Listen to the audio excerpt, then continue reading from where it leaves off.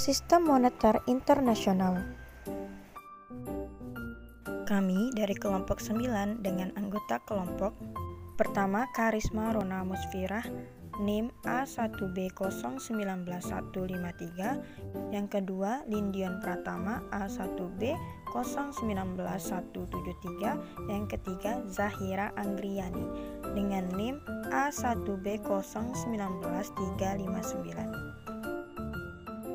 Pada materi ini kita akan membahas 4 topik utama, yaitu yang pertama, sejarah sistem moneter internasional.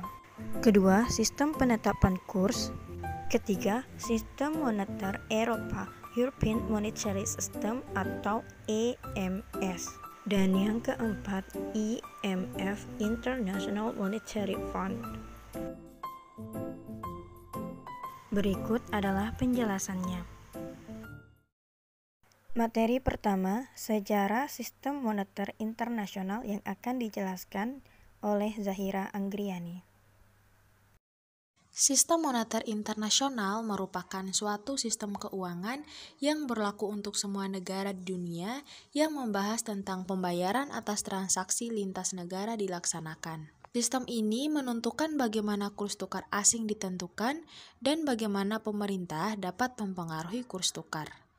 Sistem moneter internasional yang berfungsi dengan baik akan memfasilitasi perdagangan internasional dan investasi, serta mempermudah adaptasi terhadap perubahan. Pembahasan inti dari sistem moneter internasional adalah menentukan pengaturan sistem kurs tukar.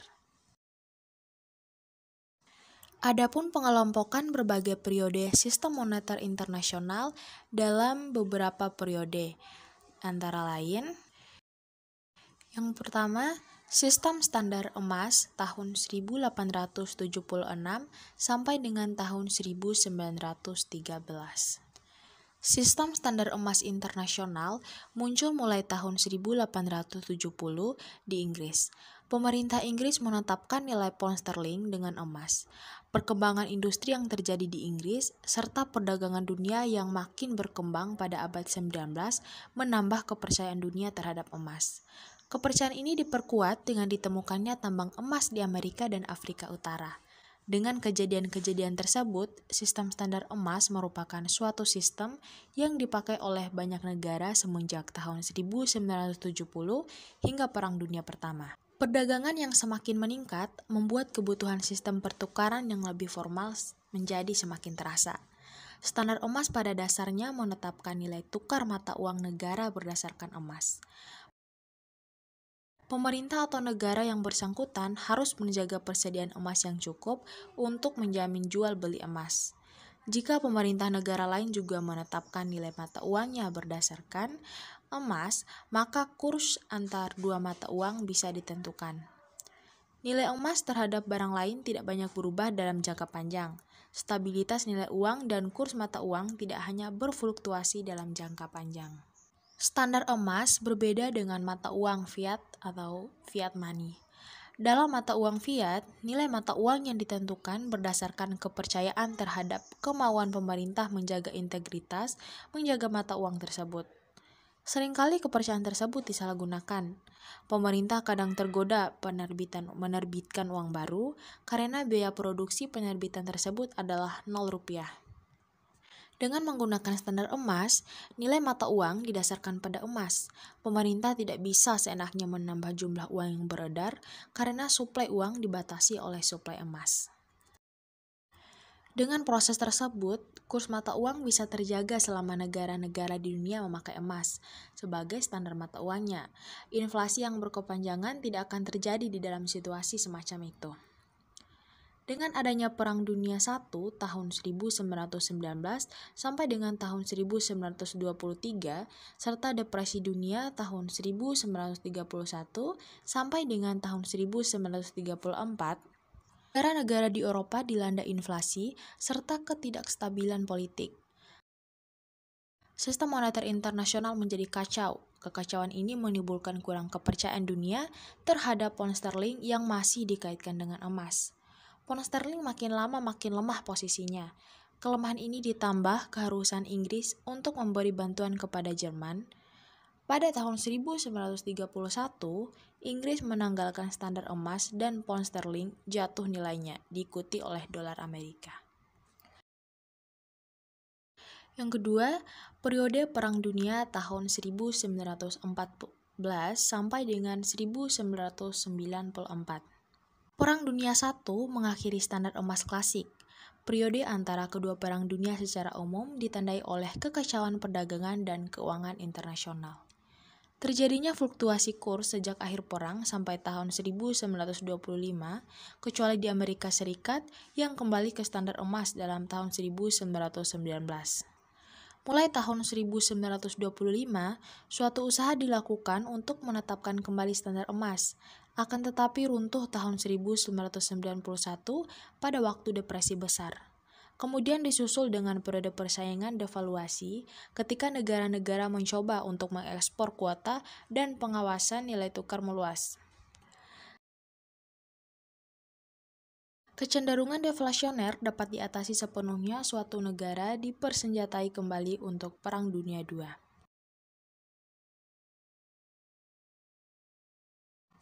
Yang ketiga, periode kurs tetap. Periode ini dimulai dengan perjanjian Bretton Woods. Melalui perjanjian ini, semua negara menetapkan nilai tukar mata uangnya melalui emas. Tetapi tidak diharuskan memenuhi konvertibilitas mata uang mereka dalam emas. Negara anggota diminta menjaga kursnya dalam batas 1%, naik atau turun, dan bersedia menjaga kurs tersebut. IMF membantu negara anggotanya dalam rangka menjaga kurs mata uangnya. Tekanan spekulasi menyebabkan sistem kurs tetap tidak layak lagi dipertahankan. Pasar keuangan dunia sempat tutup selama beberapa minggu dalam bulan Maret tahun 1973. Ketika pasar tersebut dibuka, kurs mata uang dibiarkan mengambang sampai ke kurs yang ditentukan oleh kekuatan pasar. 4. Post-Bretton Woods. Pada tanggal 22 Juli 1944, diadakan suatu konferensi moneter internasional yang dikenal dengan The Bretton Woods Conference yang dihadiri oleh 44 negara. Konferensi tersebut bertujuan untuk menyusun rencana pembuatan sistem moneter. 2 tahun setelah konferensi tersebut, didirikan IMF dan Bank Dunia untuk mengawasi sistem tersebut. Selama periode tahun 1944 sampai dengan tahun 1973, dolar merupakan mata uang yang sangat penting dalam lalu lintas pembayaran internasional. Peranan dolar ini timbul setelah Perang Dunia Kedua, disebabkan saat itu terjadi kekurangan dolar. Negara-negara Eropa yang sangat memerlukan uang atau dana untuk memulihkan keadaan ekonominya. Satu-satunya sumber adalah Amerika Serikat, sehingga dolar banyak diminta. Konsekuensinya, emas menjadi tergeser oleh dolar. Sebab, di samping memiliki tenaga beli yang kuat di Amerika, reserves dalam bentuk dolar akan memberikan penghasilan bunga. Dengan semakin pentingnya fungsi dolar, maka setiap anggota menetapkan perbandingan mata uangnya terhadap dolar yang kemudian apabila perlu dapat ditukarkan dengan emas. DMI beranggotakan 134 negara, di antaranya 10 negara maju mempunyai posisi yang sangat kuat di dalam mengambil keputusan. Setiap anggota memperoleh jatah atau kuota yang harus dibayar 25% dengan emas dan sisanya 75% dengan mata uangnya. Besarnya kuota menentukan hak suara serta jumlah pinjaman yang dapat diperoleh dari DMI. Dana pertama DMI dengan sendirinya 25%, terdiri dari emas dan 75% berbagai mata uang negara anggota. Pinjaman diberikan kepada dalam mata uang negara lain yang harus ditukar dengan mata uang negara peminjam. Sistem semenjak tahun 1973. Semenjak tahun 1973, sistem moneter internasional merupakan campuran antara kurs tetap dengan kurs berubah-ubah. Mata uang yen, dolar Kanada, Franc Prancis, dan Swiss berfluktuasi tergantung dari permintaan dan penawaran. Sering juga penguasa moneter negara-negara tersebut melakukan campur tangan di pasar valuta asing untuk mengurangi fluktuasi kurs yang berlebihan. Caranya, apabila negara mengalami defisit dalam neraca pembayaran, kurs valuta asing cenderung naik. Untuk mencegah hal ini, bank sentral menjual valuta asing. Demikian juga apabila surplus di dalam neraca pembayaran, bank sentral membeli valuta asing di pasar untuk mengurangi penurunan kurs. Sistem kurs demikian disebut dengan managed atau dirty float sebagai lawan dan clean float, di mana bank sentral sama sekali tidak campur tangan di dalam pasar valuta asing. 5 negara Eropa mengadakan pengaturan secara tersendiri. Kurs tetap berlaku di antara mereka, tetapi berubah-ubah secara bersama-sama terhadap mata uang negara lain. Sistem kurs semacam ini mengambang bersama-sama, menghasilkan fluktuasi yang menyerupai ular, yang kemudian disebut dengan snake-like. Negara-negara Eropa dan Jepang telah melepaskan ikatan mata uangnya dengan dolar Amerika Serikat. Dengan demikian, telah merupakan mata uang yang mengambang. Namun, demikian dolar masih memegang peranan penting dalam lalu lintas pembayaran internasional, pembayaran luar negeri, kebijakan campur tangan dalam valuta asing oleh bank sentral, serta catatan-catatan statistik dana moneter internasional dan perserikatan bangsa-bangsa masih menggunakan dasar mata uang dolar. Materi kedua tentang sistem penetapan kurs akan dijelaskan oleh Karisma Rona Musfirah. Bagaimana sistem penetapan kurs mata uang? Sistem kurs ini ditetapkan dengan cara mengkaitkan nilai tukar mata uang suatu negara dengan mata uang negara lain atau sejumlah mata uang tertentu. Contohnya, kurs dolar ke rupiah. 1 dolar sebesar 14.323,15 rupiah. Mekanisme penentuan kurs dapat dikategorikan menjadi beberapa kelompok, yaitu yang pertama, free float atau mengambang bebas. Yang kedua, float yang dikelola atau managed float. Yang ketiga, perjanjian zona target tertentu. Yang keempat, dikaitkan dengan mata uang lain. Yang kelima, dikaitkan dengan basket atau kelompok mata uang. Yang keenam, dikaitkan dengan indikator tertentu.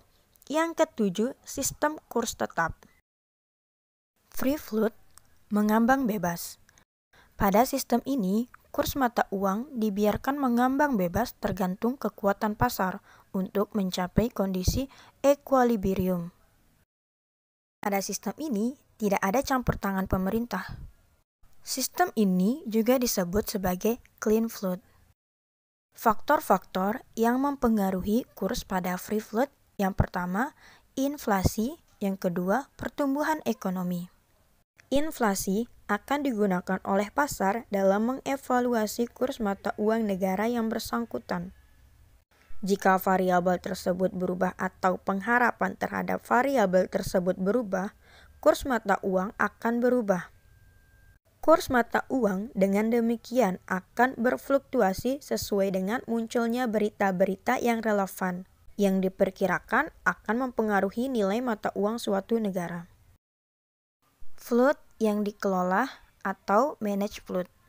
Pada sistem ini, ketidakpastian kurs cukup tinggi sehingga menyebabkan kerugian. Ketidakpastian ini dapat menghambat perdagangan dan investasi asing. Pada sistem ini ada campur tangan bank sentral yang cukup aktif. Bank sentral mempunyai tujuan tertentu dan kurs ideal yang tertentu. Kemudian, kurs bisa dibiarkan berfluktuasi dalam batas tertentu dari kurs ideal yang ditetapkan tersebut. Sistem ini juga disebut sebagai dirty float. Bank sentral akan melakukan intervensi jika kurs yang terjadi di luar batasan yang telah ditetapkan. Beberapa bentuk intervensinya adalah menstabilkan fluktuasi harian, menunda kurs, leaning against the wind, kurs tetap secara tidak resmi, unofficial pegging. Pada intervensi menstabilkan fluktuasi harian, Bank Sentral melakukan cara ini dengan tujuan menjaga stabilitas kurs agar perubahan kurs cukup teratur. Intervensi dilakukan agar transisi dari kurs yang satu ke kurs yang lainnya tidak terlalu tajam. Bank Sentral tidak melawan kekuatan pasar. Depresiasi atau apresiasi jangka panjang secara perlahan menjadi tujuan cara semacam ini. Ada intervensi menunda kurs atau leaning against the wind.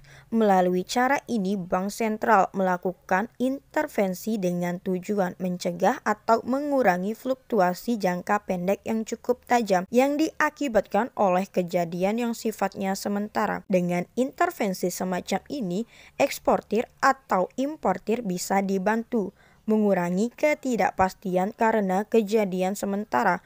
Filosofi teknik ini adalah Bank Sentral tidak melawan kekuatan pasar tetapi menunda kekuatan tersebut. Pada intervensi, kurs tetap secara tidak resmi atau unofficial pegging. Melalui cara ini, Bank Sentral melawan kekuatan pasar dengan menetapkan secara tidak resmi kurs mata uangnya. Intervensi ditujukan untuk menghilangkan pergerakan kurs yang menguat atau melemah. Bank Sentral Jepang sebagai contoh cenderung menolak apresiasi yen, khawatir akan melemahkan ekspor Jepang karena ditetapkan tidak resmi, maka tidak ada komitmen kurs yang tetap yang diumumkan keluar. Perjanjian zona target tertentu. Melalui perjanjian ini, beberapa negara sepakat untuk menentukan kurs mata uangnya secara bersamaan dalam wilayah kurs tertentu. Sistem moneter Eropa yang dimulai bulan Maret 1979 merupakan contoh kerjasama perjanjian zona target tertentu. 10 negara Eropa sepakat menetapkan unit mata uang Eropa, European Currency Unit atau ECU. ECU merupakan mata uang gabungan yang terdiri dari mata uang negara anggota. Setiap nilai mata uang negara anggota dikaitkan dengan ECU, yang kemudian kurs antar negara diturunkan dari kurs mata uang tersebut terhadap ECU. Negara anggota berjanji untuk membatasi fluktuasi kurs dalam batas 2,25%, sedangkan Spanyol dan Inggris mempunyai batas 6%. Kemudian batas tersebut diperlonggar menjadi 15% naik atau turun. Jika kurs melewati batas atas atau batas bawah, Bank Sentral negara yang bersangkutan akan melakukan intervensi. Dikaitkan dengan mata uang lain. Sekitar 62 negara dari 162 negara anggota IMF mengkaitkan nilai mata uangnya terhadap mata uang lainnya. Sekitar 20 negara mengkaitkan nilai mata uangnya terhadap dolar Amerika Serikat. Ada 14 negara yang mengkaitkan nilai mata uangnya terhadap franc Prancis. Kebanyakan merupakan bekas koloni Perancis. Pecahan Soviet mengkaitkan nilainya terhadap rubel Rusia. Bagian mengkaitkan nilai mata uangnya terhadap mata uang negara tetangga, seperti Bhutan yang mengkaitkan mata uangnya ngultrum terhadap rupiah India. Dikaitkan dengan basket kelompok mata uang. Sekitar 21 negara mengkaitkan mata uangnya terhadap kelompok mata uang lainnya. Basket, kelompok, atau portofolio mata uang tersebut biasanya terdiri dari mata uang partner dagang yang penting. Dengan kelompok semacam itu, nilai mata uang cenderung lebih stabil. Dua negara mengkaitkan nilai mata uangnya terhadap SDR, Special Drawing Right. 19 negara mengkaitkan nilai mata uangnya terhadap portofolio yang mereka buat sendiri. Dikaitkan dengan indikator tertentu. Chili dan Nicaragua mengkaitkan mata uangnya terhadap indikator tertentu seperti kurs real efektif, kurs yang telah memasukkan inflasi terhadap partner dagang mereka yang penting. Sistem kurs tetap. Pemerintah atau bank sentral menetapkan kurs tertentu secara resmi. Kemudian, bank sentral akan selalu melakukan intervensi secara aktif untuk menjaga kurs yang telah ditetapkan tersebut. Contoh dari sistem ini adalah perjanjian Bretton Woods yang menetapkan kurs mata uang berdasarkan emas. Jika kurs resmi dirasakan sudah tidak sesuai dengan kondisi fundamental ekonomi negara tersebut, devaluasi atau revaluasi dilakukan, yang pada dasarnya menetapkan kurs resmi yang baru. Devaluasi merupakan cara terakhir setelah beberapa cara yang lebih ringan tidak berhasil.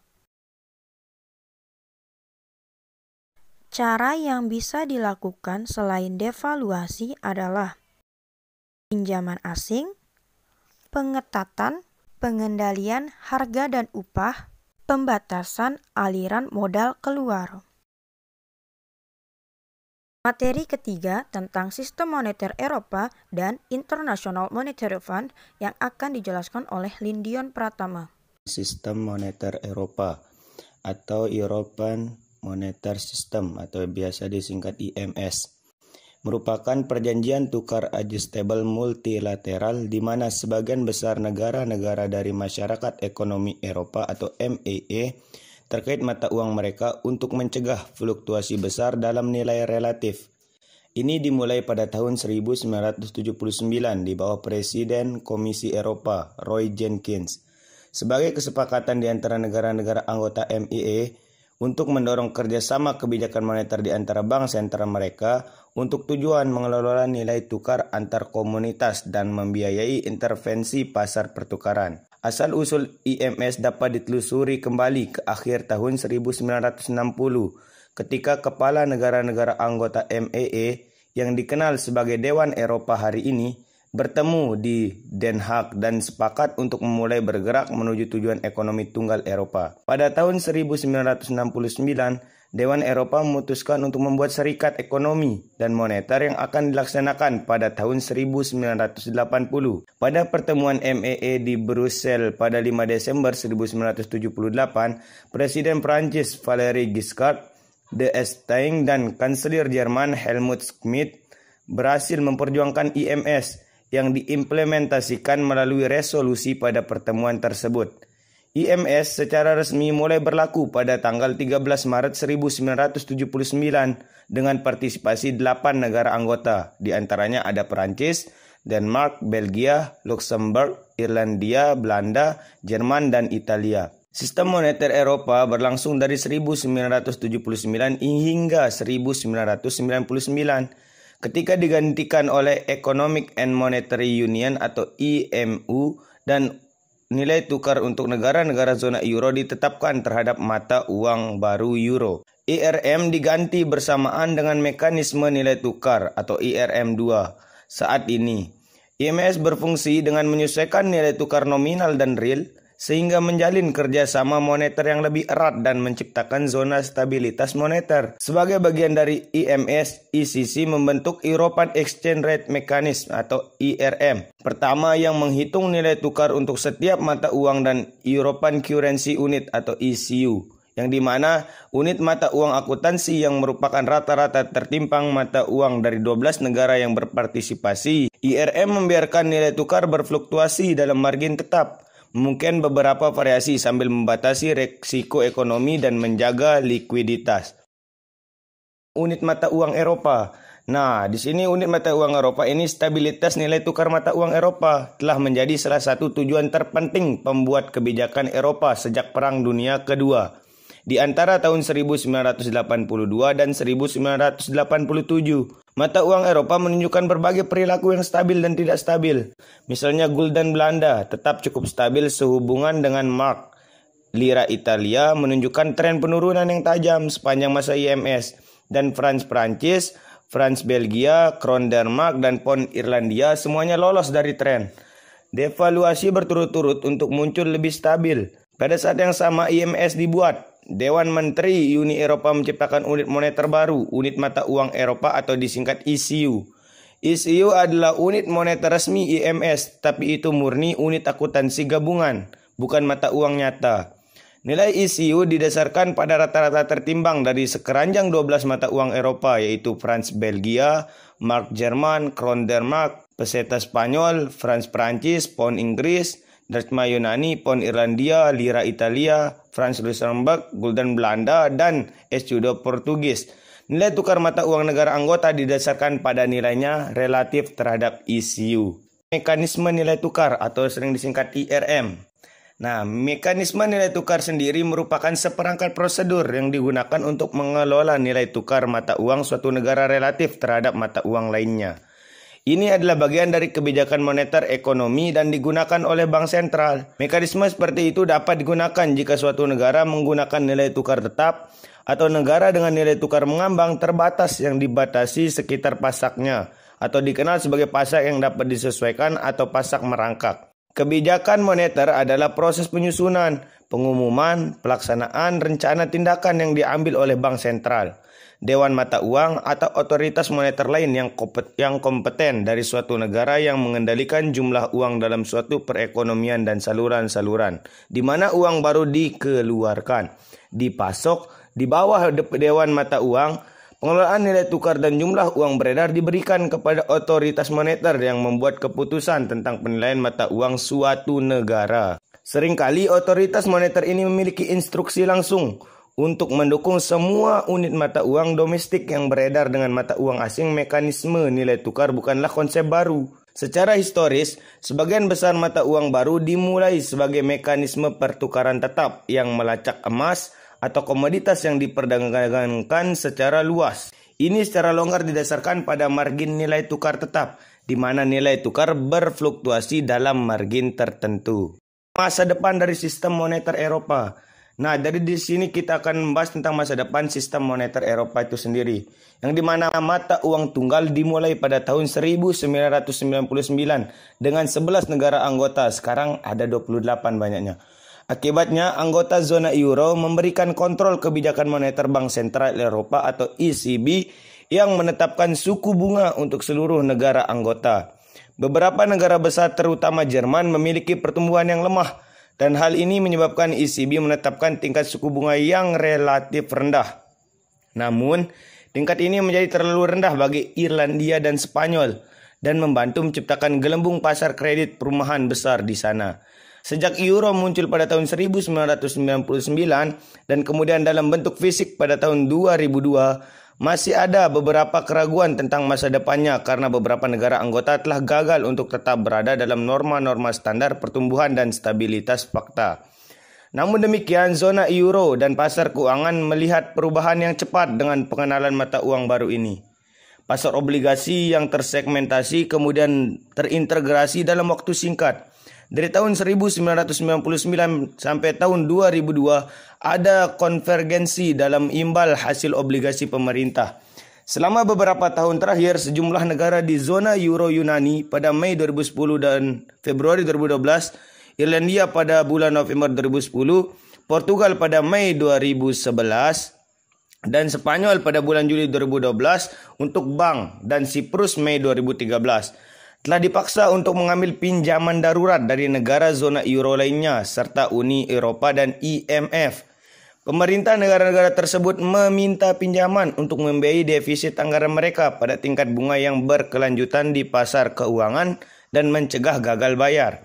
Zona euro telah membuat beberapa langkah ke arah ini dengan menciptakan mekanisme stabilitas Eropa atau ESM yang menyediakan dana untuk negara-negara anggota di saat kritis dan dengan membentuk serikat perbankan.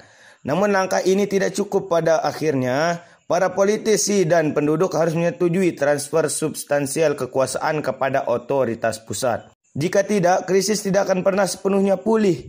Sebuah tantangan serius dihadapi oleh dua raksasa Eropa, yaitu Jerman dan Prancis, karena bank di kedua negara ini telah menghadapi eksposur yang besar.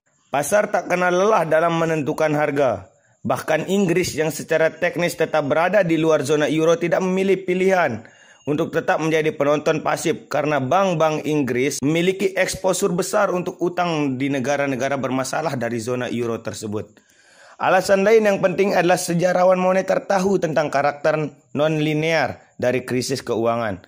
Ketidakseimbangan dapat bertahan selama jangka waktu yang panjang, tersembunyi di depan mata. Standar emas disusun pada pertengahan tahun 1920-an dan tampaknya bekerja cukup baik selama beberapa tahun. Kemudian pada tahun 1931 beberapa negara terpaksa meninggalkan standar emas, di antaranya Jerman dan Inggris. Tetapi Prancis, Italia, dan beberapa negara Eropa tetap yakin tentang masa depan standar emas. Nampaknya butuh waktu 5 tahun lagi sampai mereka menyadari bahwa sistem moneter saat ini tidak berkelanjutan.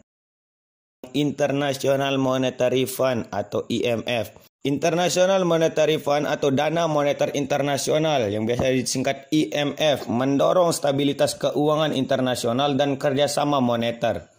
IMF juga memfasilitasi perdagangan internasional, mendorong perluasan lapangan kerja dan pertumbuhan ekonomi yang berkelanjutan, serta membantu mengurangi kemiskinan global. IMF diatur oleh dan bertanggung jawab kepada 190 negara anggotanya. IMF sendiri didirikan pada Juli 1944 dalam konferensi Bretton Woods di New Hampshire, Amerika Serikat. Sebanyak 44 negara yang hadir saat itu berupaya membentuk sebuah kerangka kerjasama ekonomi internasional guna mencegah terulangnya devaluasi mata uang kompetitif yang telah mengakibatkan depresi besar tahun 1930-an.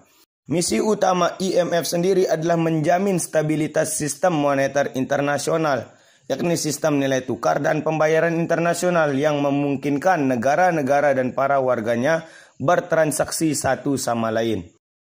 Untuk menjaga stabilitas dan mencegah krisis dalam sistem moneter internasional, IMF memantau kebijakan negara anggota serta perkembangan ekonomi dan keuangan nasional, regional, dan global melalui suatu sistem yang disebut pengawasan atau surveillance. IMF memberi saran kepada negara anggota dan mendorong rancangan kebijakan-kebijakan yang mampu meningkatkan stabilitas ekonomi, mengurangi kerentanan terhadap krisis ekonomi dan keuangan, dan serta memperbaiki standar hidup.